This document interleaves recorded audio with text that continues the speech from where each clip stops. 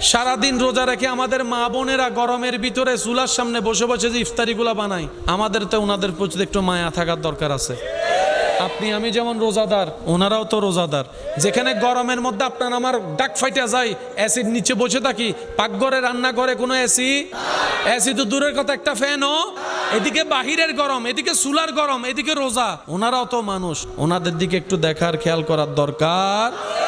মনে রাখবেন ভাইয়েরা, আমাদের দ্বারা যদি কারো উপকার করা সম্ভব না হয়, আমাদের জীবনটা যেন কারো ক্ষতির কারণ না হয়। অন্যের মুখে হাসি ফুটাইতে যদি আপনি আমি ব্যর্থ হই, কারো চেহারায় কারো চোখে যেন আপনার আমার জীবনটা অন্যায়ভাবে চোখের পানির কারণ না হয়।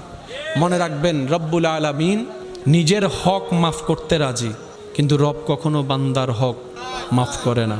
বান্দা যতক্ষণ মাফ না করবে, রব্বুল আলামিনও কখনো তাকে মাফ করবে না। অনেক জান্নাতে যাওয়ার মতো ইবাদতে